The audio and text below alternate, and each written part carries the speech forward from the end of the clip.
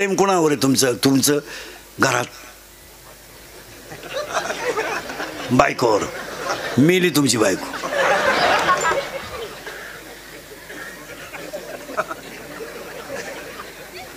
तुमच्यातले किती बायको संग जायला तयार आहे? बोटवर करा. लबानाची टुळे मला ही प्रियशी प्रियशी धोकादायक. काही पोरं म्हणतात ती पोरगी माझ्यावर प्रेम करते. तुझ्या मेंदूत पाणी झालं. मेंदू ती प्रेम बिम काहीच करीत नाही. ती फक्त तुझं ATM मोकळं करते. प्रेम करायला वेळ. आणि तू म्हणतो तिने मला शब्द द्यायला, तुला काय एकट्याला दिलता का? ह्या जगात इंद्रिकेचं वाक्य आहे का? अंगातली ताकद आणि खिशातला पैसा संपला का तुम्ही जगातून संपले. हे जग तुम्हाला फक्त वापरून घेणार आणि सीझन संपल्यावर सोडून देणार. देशी माझा आठवे मानशी प्रसूत संगी किती श्रीकीर्त नामले स्वतः देतात व सर्वंत शेत निवडलेला भंग कुणाचा भंगाचा शेवटच्या कडून कल्पना आहे. वारकरी संप्रदायाचा पाया नामदेव आहे. वारकरी संप्रदायाचा कळस तुकाराम बाबा आहेत. वारकरी संप्रदायाचा विस्तार नामदेव बाबा आहेत. आणि वारकरी संप्रदायाचा खांब नाथ बाबा आहेत. आणि वारकरी संप्रदायाची गुरुनिष्ठा निळोबर आहेत. शरीरात जसे पंचप्राण आहेत, पृथ्वीमध्ये जशी पंचमहाभूते आहेत, तशी वारकरी संप्रदायाचे संत हे संप्रदायाचा प्राण आहे. शरीर जसं प्राणाशिवाय राहू शकत नाही, पृथ्वी जशी पंचमहाभूताशिवाय बनू शकत नाही, तसं कलियुगातला माणूस संतांच्या विचाराशिवाय सुखी होऊ शकत नाही. त्याचं कारण आहे 12व्या अध्यायात असं म्हणणं आहे. स्पीकर आलं का? 12व्या अध्यायात असं म्हणणं आहे. नीट आहे का? अभ्यासापेक्षा श्रेष्ठ ज्ञान आहे, पण ज्ञानापेक्षाही श्रेष्ठ देवाचं ध्यान आहे. इथं त्रिपुटी आहे. अभ्यास केला तर ज्ञान आहे आणि ज्ञान आलं तर ध्यान आहे. इथं असं आहे, रियाज केला तर पखवाद आहे, प्रॅक्टिस केली तर गायन आहे, पुस्तक उचकलं तर कीर्तन आहे, नम्रता ठेवली तर लक्ष्मी आहे, आणि लीनता ठेवली तर व्यापार आहे, आणि कष्ट केले तर भाकर आहे.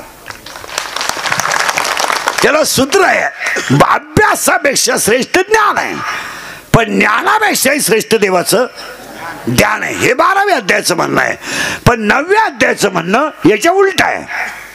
9व्या अध्यायाचं असं म्हणणं आहे, आतापर्यंत ह्या जगात बोमला धिंडारला कधी असं म्हणणं आहे, कर्म चांगलं करा हाच देव आहे. हे जी विष्णूची महापूजा अनुभव नोय तुझा, अनुभव नोय तुझा, अनुभव नोय तुझा, तुझा तुझा. ओवीचे त्याला अगा कर्मी जे तुम्हाला सांगितलं कोणी बायका परत सोडा. काही लोकांना महिनाभर उपवास आहे श्रावणात. ही मनोरुग्ण लोक आहेत महाराज. ही डोक्यातून गेलेली लोक आहेत महाराज. महिनाभर उपवास तुझ्या बापाने केला होता. महिनाभर हल्लपडे सगळे चालू. काय उपवास तुम्हाला कोणी झालं नाही करायला. जरा ओव्या उचका ना, ओव्या उचका ना जरा. 3रा अध्याय जरा उचका. तुम्ही शरीरा न पिडावे. माऊलीची भाषा आहे. तुम्ही शरीरा न पिडावे, तुम्ही व्रत नियम ना करावे, तुम्ही देवांतरा न बसावे, तुम्ही तीर्थासी ना जावे, तुम्ही स्वधर्मा ते यजावे. माऊलीची भाषा आहे. फक्त जगात जेवढे ग्रंथ झाले इन्वॉल्ड विश्वात, सगळ्या ग्रंथांनी तुम्हाला 5च गोष्टी सांगितल्यात. 1 भजन करा, 2 नीतीनं जगा, 3 चांगलं वागा, 4 गाईची आईची काळ्या आईची सेवा करा, आणि 5 शरीर एकदाच मिळणारे वापर चांगला करा. तुम्हाला कोणत्या ग्रंथाने सांगितलं? ओवी तीच ऐका परत. चांगलं वागा हाच देव आहे. 9वा अध्याय असं म्हणतो चांगलं वागा हा देव आहे. 12वा अध्याय म्हणतो अभ्यासापेक्षा श्रेष्ठ ज्ञान आहे, आणि ज्ञानापेक्षा श्रेष्ठ देवाचं ज्ञान आहे. पण 10व्या अध्यायाचं म्हणणं याच्या उलट आहे. 10वा अध्याय असं म्हणतो संपत्ती आली तर दया येणार नाही, दया जर आली तर संपत्ती येणार नाही, आणि दोन्ही जर आले तर तो देव झाल्याशिवाय राहणार नाही. काय ओवे आहेत माणस. पैसा आला उताला, उताला प्याला, प्याला मेला. मला महाराष्ट्रात एखाद्या माणसाचं नाव सांगा का व्याजाचा धंदा करणारी माणसं नीट मेलीत. इथं 7-8 जण बसले. तुम्ही गंध किती राहा, तुमचं वाटोळच होणार. व्याजाचा महाराज मी बोलत नाही. 16वा अध्याय जरा उचका. 16व्या अध्यायामध्ये 473 ओव्या आहेत सगळ्या. नीट आहे का? 473 ओव्यांमध्ये 2 संपत्ती आहेत, दैवी संपत्ती आणि आसुरी संपत्ती. दैवी संपत्तीचे 26 गुण आहेत आणि आसुरी संपत्तीचे 6 गुण आहे. पण अध्यायाचा अभ्यास जर चांगला केला तर दैवी संपत्तीच्या ओव्या कमी आहेत आणि आसुरी संपत्तीच्या ओव्या जास्त आहे. घरी गेल्या उचका. कधीच नाही म्हणून व्याजाचा धंदा करणारी माणसं तरफडूनच मानणार. ज्या लोकांनी टक्क्यावर धंदे केले, टक्क्यावर म्हणजे घरकुलात टक्का, मुरमात टक्का, खडीत टक्का, वाळूत टक्का, संडाच्या भांड्यात टक्का, भांड्यातल्या मालात टक्का, ही सगळी माणसं गावात म्हातारपणी इडी होऊन बोंबलं थिंडतात. इडी होऊन कुत्रीचा मुका घे, बोकड्याचा मुका घे, खाला घ्या.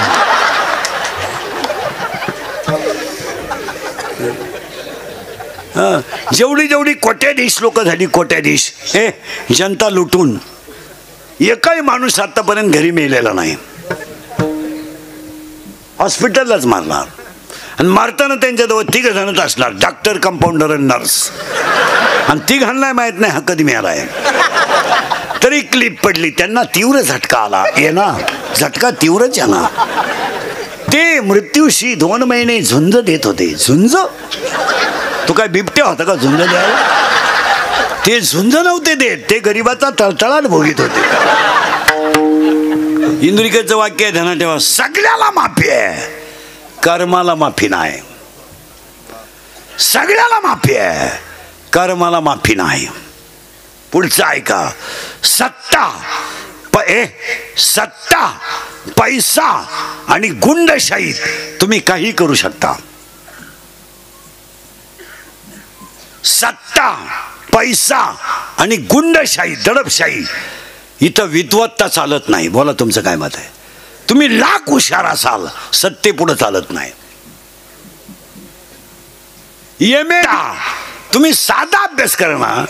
अख्ख्या रामायणात जर विद्वान कोण असेल तर विभीषण आहे. पण रावणाच्या सत्तेपुढे त्याला नगरीच्या बाहेर राहावं लागलं. तसं विद्वान दुसरा कोणी नाहीये. अन्य भावाने रामाला शरण जाणारा एकमेव घरातला माणूस विभीषण. इतका विद्वान, त्यांना माहित होतं हे सगळं नश्वर आहे, फक्त रामाचे चरण शाश्वत आहे, बाकी हे सगळं नाही. त्याला यांनी नगरीच्या बाहेर काढलं. का? सत्ता होती, पैसा होता आणि गुंड होते. महाभारतामध्ये सगळ्यात विद्वान विदुर आहे, सगळ्यात विद्वान. आजही विदुराच्या नीतीवर जग चालतंय. पण त्याला नगरीच्या बाहेर काढलं गेलं. का? मूर्खांमध्ये शहाण्याचा कारभार चालत नाही.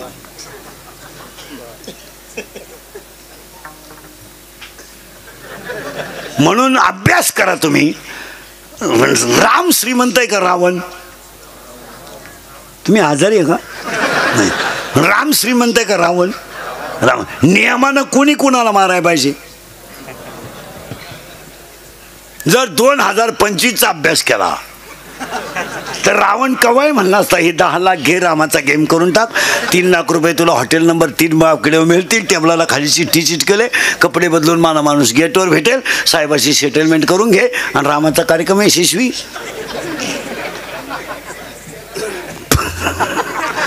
करून टाक. आणि लईच ओपन झालं तर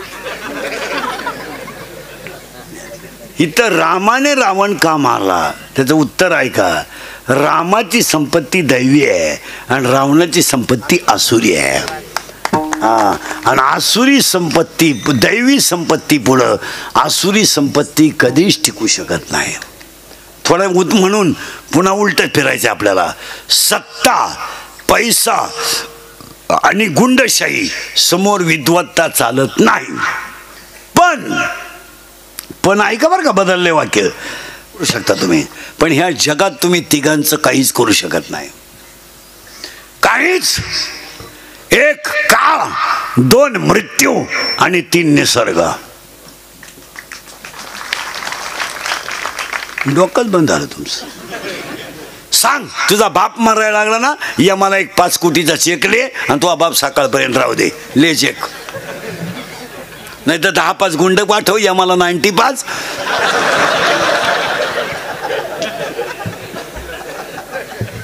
आणि यम पेतानाची शूटिंग काढून घे, व्हायरल करून टाक. यमाचा गेम कर, पाहू. करू शकता तुम्ही. काळ आणि इंद्रिकचं वाक्य आहे, कर्माला माफी नाही. आणि दुसरं वाक्य आहे, काळ कुणाला सोडित नाही, ध्यानात ठेवा. बदला घेणार म्हणजे घेणार. घेणार तुम्ही मजा ना, पण जिरणार एवढी ध्यानात ठेवा. सुनबाया, तुला सासऱ्याचा जेवढा छळ करायचा तेवढा कर, सासूचा जेवढा छळ करायचा तेवढा कर. कर ना, कर. त्यांना काय तुला घालून पाडून बोलायचं बोल, पण तुला अशी सून येणार,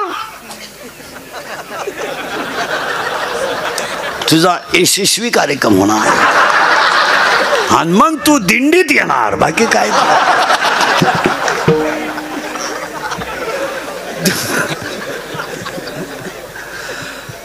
परत तेच वाक्य आहे का, काळ काळ कोणाला सोडित नाही.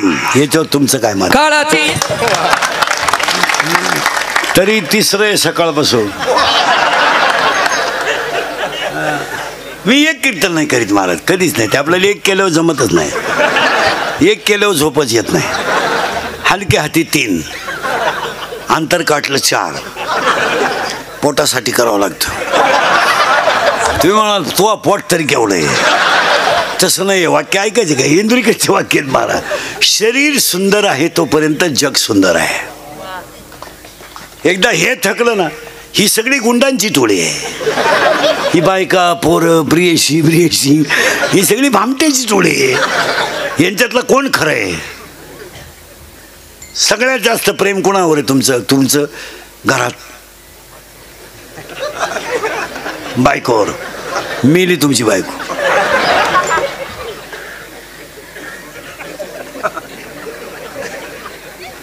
तुमच्यातले किती बायको संग जायला तयार आहे बोटवर करा.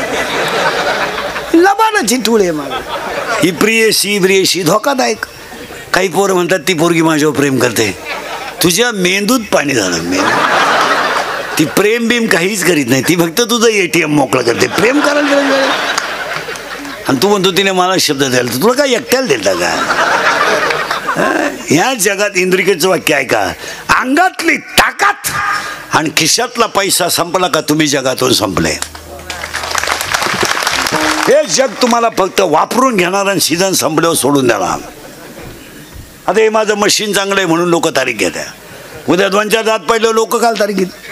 लोक म्हणतील हवा जायला लागली, उरफाट बोलायला लागलं. बघ आपले डोळे गेले आणि TV चालू झाला, त्याचा उपयोग काय. आपले गुडघे गेले आणि दिंडी निघाली. हे नाही झोप आता. आणि मग म्हातारपणी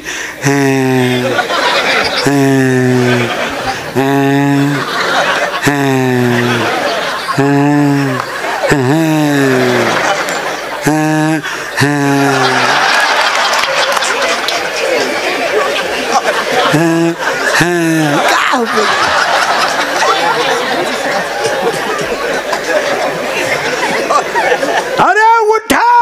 अभ्यासापेक्षा श्रेष्ठ ज्ञान, ज्ञानापेक्षा श्रेष्ठ देवाचं ध्यान. कर्म हाच देव. संपत्ती आली तर दया येत नाही, दया आली तर 3 ओव्या संपल्या. आता कीर्तनाला सुरुवात. अजून कीर्तनाला सुरुवात केली नाही मी. तुमची माझी मला वाटतं पहिलीच गाठ आहे. हो, आपलं काम थोडं ना गाठ आहे. नाही, पहिली शेवटची समजायची. हां, परत आपली गाठ नाही घ्यायची. आणि जवळजवळ लोक घेतीच नाही परत गाठ. ते म्हणते काही बोलत, काही बोलतो. मी येडाबिडा आहे का. मी काही कवठाला आंबा म्हणतोय का. माझे 31 वर्ष लोकांच्या शिव्या खाण्यात गेले. 31 वर्ष. थोड्याकरता कशाला बंद करायच्या म्हणून लावून झाले. असा माणूस नाही राहिला का त्यानं मला घोडा लावला नाही. आणि माझ्या आयुष्यात माझा एकच गुण आहे, मी फक्त खरं बोलतो. आणि ह्या जगाला खरं चालत. आमच्याकडे खटकाय चातुर्य लपवी, महत्व हरपी, पिशे पण मेरवी जगामाय. पूज्यता डोळा न देखावे. नाही जमणार ते. नाही, आपल्याला 2 गोष्टी जमल्या नाही आयुष्यात. कुणाची लाल करायचं जमलं नाही, जमणार नाही. ही छत्रपतीचं रक्त आहे. नाही, हे जमणार नाही. नाही, याला बुटाची पॉलिश करायची सवय, बुटं चाटून जगायची सवय नाही. आणि याला सगळं विकायची सवय, पण स्वाभिमान विकायची सवय नाही. 10-20 हजारासाठी मी तुमच्या पुढे लाचारी पत्करू शकत नाही. तुम्हाला मी लई चांगलं म्हणलं तर तुम्ही माझ्या पायावर 5,000 ठेवणार. माझी 5,000 किंमत नाही.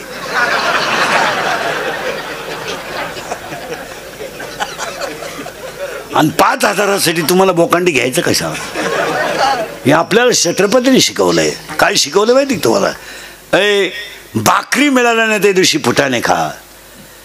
ज्या दिवशी खायलाच काही मिळालं नाही त्या दिवशी पाणी पिऊन झोपा.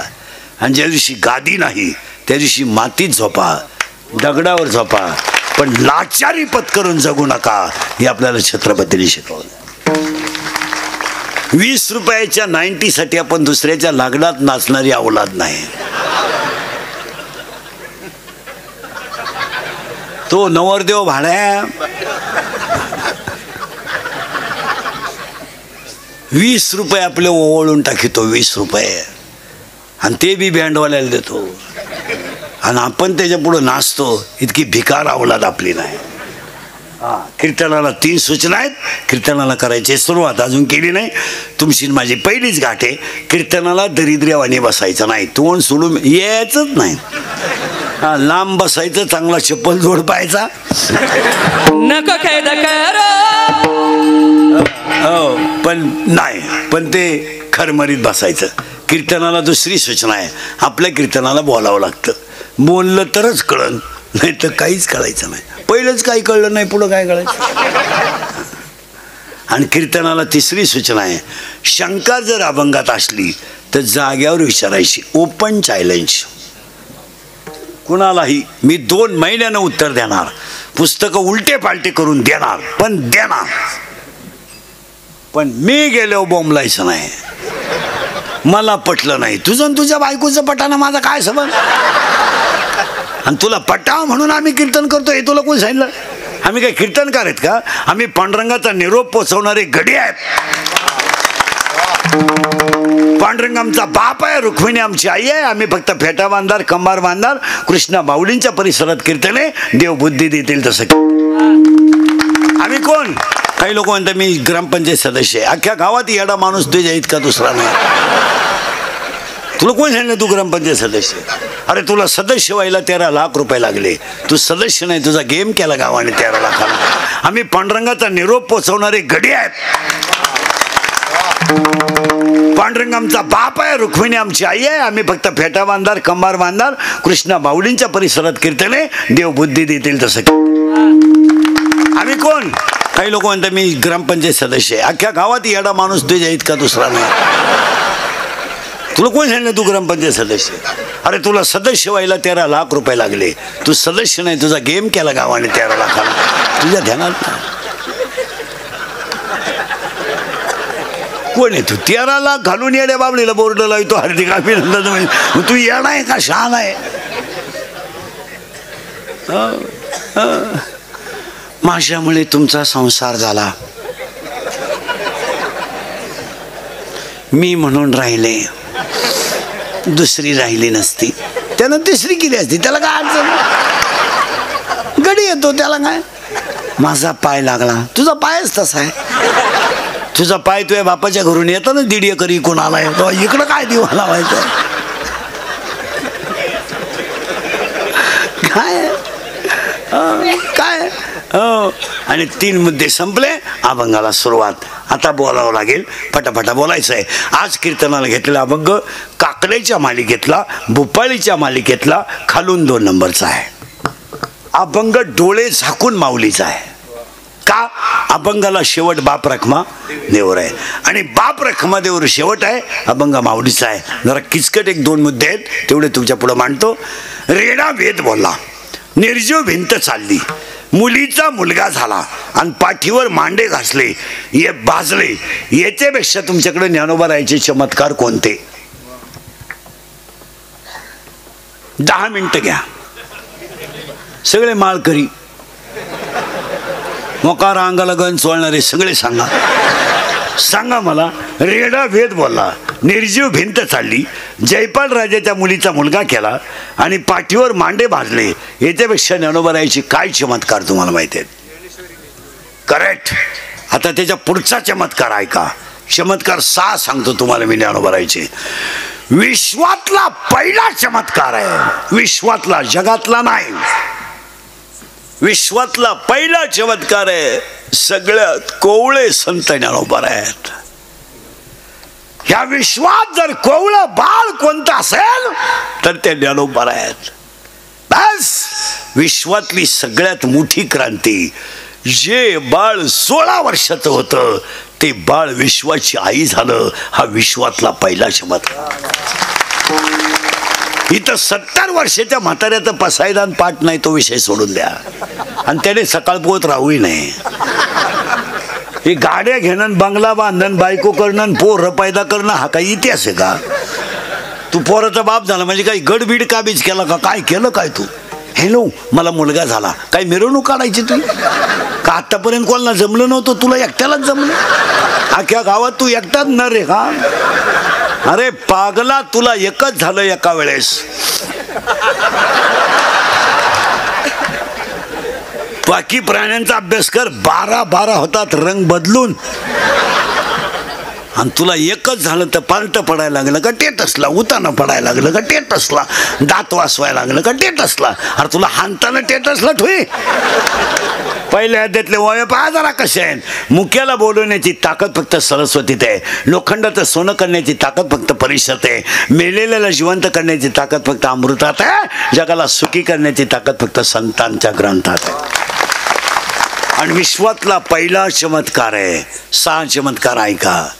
विश्वातला पहिला चमत्कार आहे. सगळ्यात कोवळे संत ज्ञानोबा आहे. आणि तेच ज्ञानोबा आहे. 16 वर्षाचं बाळ विश्वाची आई आहे. हा विश्वातला चमत्कार आहे. आणि दुसरा चमत्कार आहे ज्ञानोबारायचा. दुसरा चमत्कार आहे महिला मंडळ. बाळाला राहू दे. बाळाला बाळ जरी झालं तरी आईला बाळच असतं. बाळ आईला मोठं नसतं. बाळ आईला लहान नसतं. बाळ आईला येडं नसतं. बाळ आईला पांगळं नसतं. बाळ बाळच असतं. त्याने गुन्हा केला तरी ते बाळच आहे. त्यानं चोरी केली तरी ते बाळच आहे. आणि अप्रसंगी आईचा अपमान केला तरी ते बाळ आहे. आणि ह्या विश्वातलं सगळ्यात कोवळं बाळ ज्ञानोबा आहेत. पहिला चमत्कार. दुसरा चमत्कार ऐका. तुम्हाला मला सगळ्यांना आधार आहे. आधार आहे. आता जर एखाद्याला चक्कर आली, एखाद्याला चक्कर आली तर दवाखान्यात नेणारी माणसं आहेत. एखाद्याला चक्कर आली तर दवाखान्यात नेणारी माणसं आहेत. या विश्वात ज्ञानोबा आहे. असे संत झाले महाराज ज्यांना कुणाचाच आधार नव्हता. कधी आनंद झाला तर एखादी गोष्ट वडिलांना सांगावी तर वडीलच नाही आहे. कधीतरी कुशीत आईच्या घुसून रडावं तर आईच्या कुशीत घुसायला कुसच नाही आहे. आणि कधीतरी आईच्या मांडीवर डोकं ठेवावं आणि आईनं माझ्या डोक्यात हात घालावा आणि माझ्या चेहऱ्यावरून हात फिरवावा. ज्यांच्या कानावर कधी चांगला शब्द नव्हता, ज्यांच्या पाठीवर कधी प्रेमाची थाप नव्हती, ज्यांना जेवला का म्हणून विचारणारं कोणीच नव्हतं, ज्यांना विश्वात कुणाचा आधार नव्हता, ज्यांना बसायला मांडीच नव्हती, त्यांच्या मांडीवर अख्खं विश्व आहे. हा विश्वातला दुसरा चमत्कार.